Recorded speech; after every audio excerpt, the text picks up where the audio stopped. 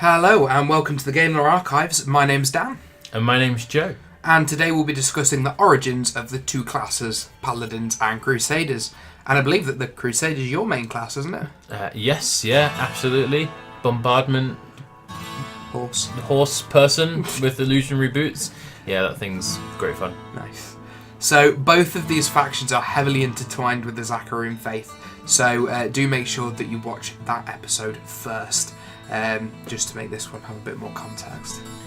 So, if you watched that video, you would have heard us mention two different paladin orders. The Protectors of the Word and the Hand of the Zakarum. And these were the first of the few different paladin sects.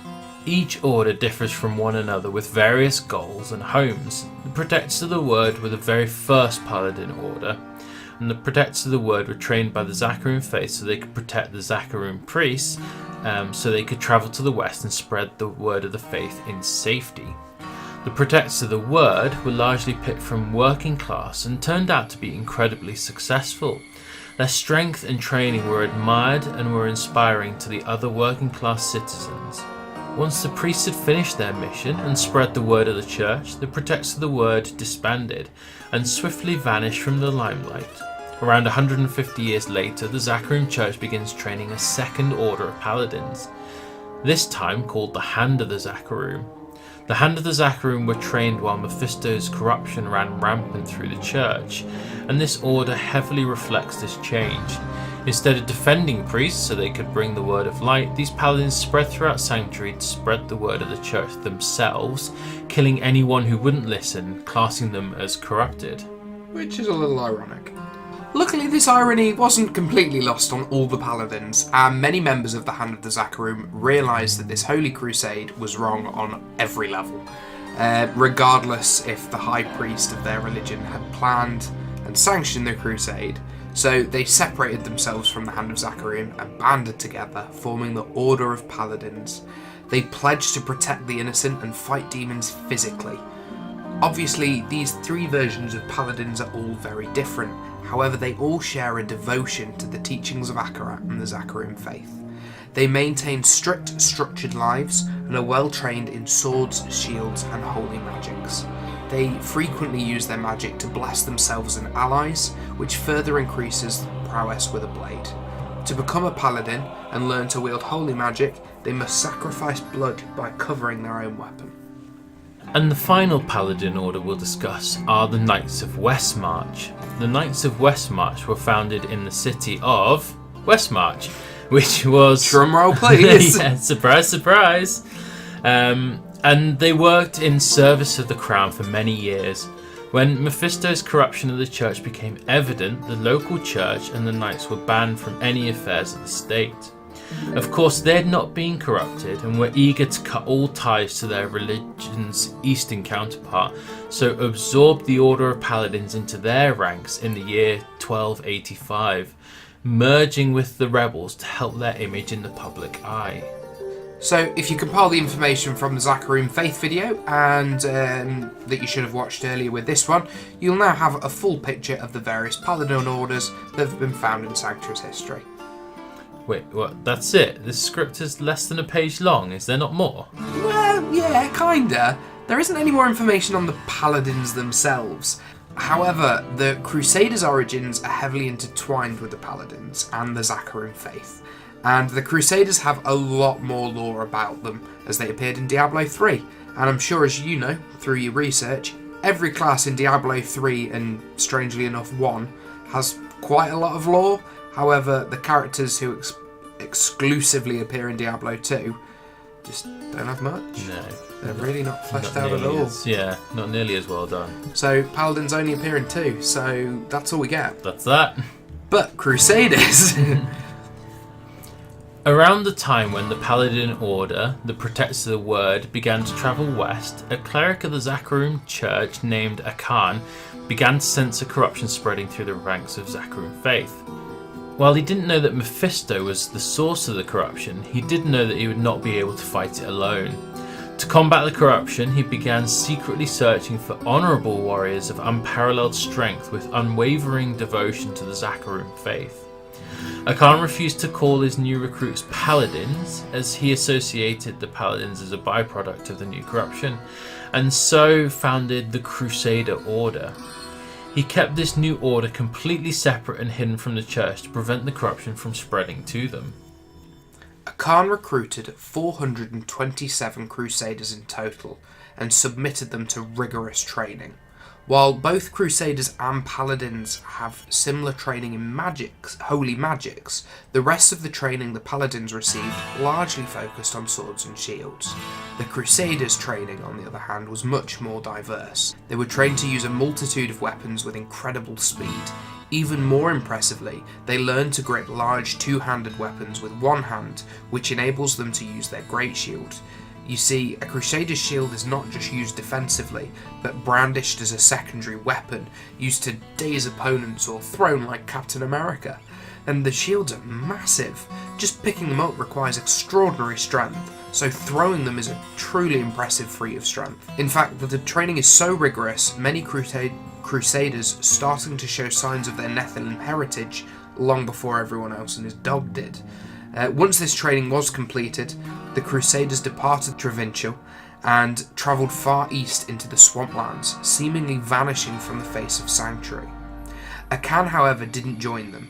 He chose to stay behind and fight the corruption directly, a task that would eventually lead to his death. Now, while 427 Crusaders is not a small number, it's not an army either, and this number had actually shrunk to around 341 members over the years. However, this number does only include active members, meaning there could be up to 680 people fighting for the cause. You see, Crusaders recruit members through an apprenticeship. Then, when the Master Crusader dies in battle, his apprentice will take up the Master's armour, weapons, and place in the order, and eventually their very identity. This cycle of Crusaders training a single successor has been continued through the years to this day.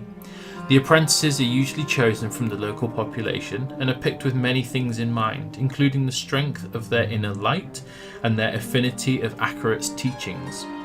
The apprentices are usually found from the working class or even the wilderness. And that's not to say that people from the higher class can't become apprentices, just that their families are usually more opposed to their children being trained, largely because the apprentice must completely leave behind their old life. Once the apprentice is chosen, they will then be trained constantly until they've mastered all the skills needed to be a full-fledged Crusader.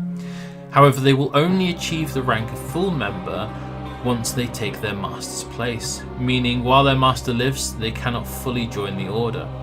However trained they are, at any stage during the apprenticeship, their master can release them from their vows so they can return to normal life.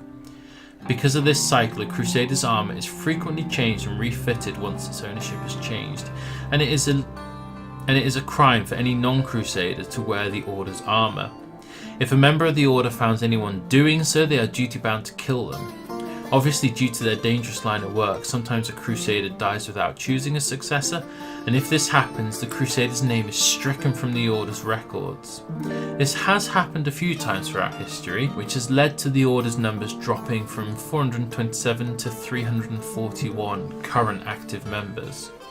After the corruption of the Zakarum Church became evident to the world, the Crusaders changed their overall mission. Now, instead of fighting the corruption in the church, they tried to find all ancient Zakarum relics and purge Sanctuary of all evil using discipline, honour and vigilance. They spent many years searching for the relics until they'd actually pretty much found the majority in the east, so turned their heads towards the relics that could be found in the western kingdoms. The news of this corruption, of course, did not surprise or faze the Crusaders. While the rest of the world largely abandoned the faith, the Crusaders still take zealotry to a whole new level. Their goal of stopping Mephisto's corruption might have ended, but their religion has still not been saved. When Crusaders become fully fledged members, they take an oath to try and save the faith until death. Unlike the Paladins, the Crusaders have never fallen to corruption due to their sheer dedication to their faith. The version of the Zakarum faith they follow represents the purest, humble, early version that Akarat preached. Alongside this faith, the Crusaders also do have a concept of the balance. The balance being the great cycle that the priests of Rathma try to preserve. But the Crusaders version is a little different. Whereas the priests believe that angels and demons will always be at war, and if the war is won by either side, they will turn on humanity. The Crusaders don't really believe that bit, and will continue to fight until all of Hell's influence is purged from history. The Crusaders believe that as humans are a mixture of angels and demons combined, that humanity itself is the true balance. The Crusaders live off the land and never stay in one place for longer than necessary. They usually travel alone or in pairs, The master and apprentice. and rarely interact with one another in public, which is why the Order went unnoticed for so long.